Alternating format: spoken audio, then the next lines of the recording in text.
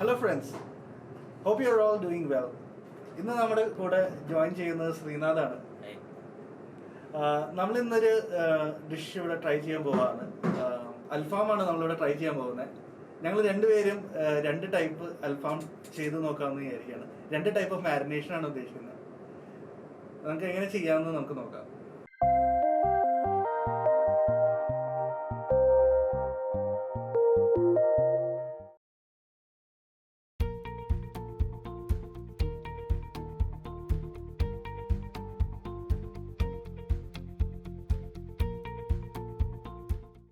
High guys, അപ്പോൾ നമുക്ക് കുറച്ച് സ്പൈസി ആയിട്ട് കുറച്ച് എന്താ പറയുക, കുറച്ച് എരിവോട് കൂടിയിട്ടുള്ളൊരു അൽഫാമിലേക്ക് കിടക്കാം. നമുക്ക് അൽഫാം ഉണ്ടാക്കുന്നത് എങ്ങനെയാന്ന് നോക്കാം.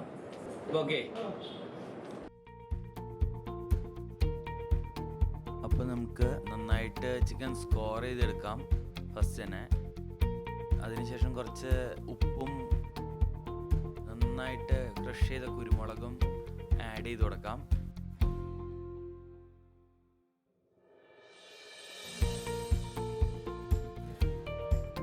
കുറച്ച് നമുക്ക് ജിഞ്ചർ ഗാർലിക് പേസ്റ്റ് ആഡ് ചെയ്ത് കൊടുക്കാം. അതിനുശേഷം കുറച്ച് ഗരം മസാല ആഡ് ചെയ്ത് കൊടുക്കാം. അതിലേക്ക് കുറച്ച് ചിക്കൻ മസാല ആഡ് ചെയ്ത് കൊടുക്കാം.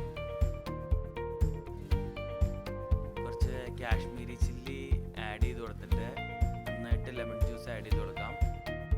കുറച്ച് കേർഡ് ആഡ് ചെയ്ത് കൊടുക്കാം.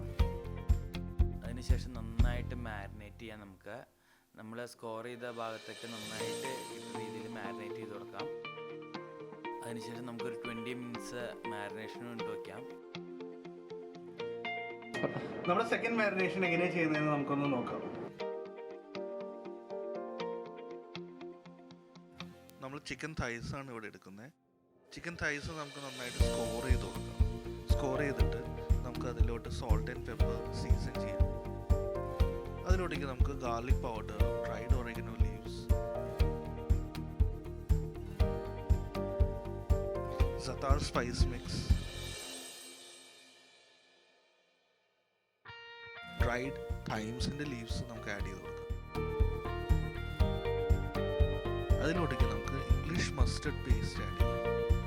കുറച്ച് ബട്ടർ മിൽക്ക് ആഡ് ചെയ്ത് കൊടുക്കാം.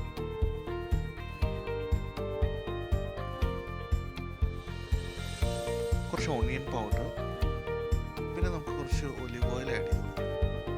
ആപ്പിൾ സൈഡർ വിനേഗർ നമുക്ക് ആഡ് ചെയ്ത് നമുക്ക് നന്നായിട്ട് മിക്സ് ചെയ്ത് നമ്മുടെ ചിക്കൻ നന്നായിട്ട് മിക്സ് ചെയ്ത് നമുക്ക് മാരിനേഷൻ എല്ലാം നമുക്ക് കംപ്ലീറ്റ് ചെയ്യാം. നമുക്കത് മാരിനേഷൻ നമുക്കൊരു 20 മിനിറ്റ്സ് നമുക്ക് മാരിനേറ്റ് ചെയ്യാനായിട്ട്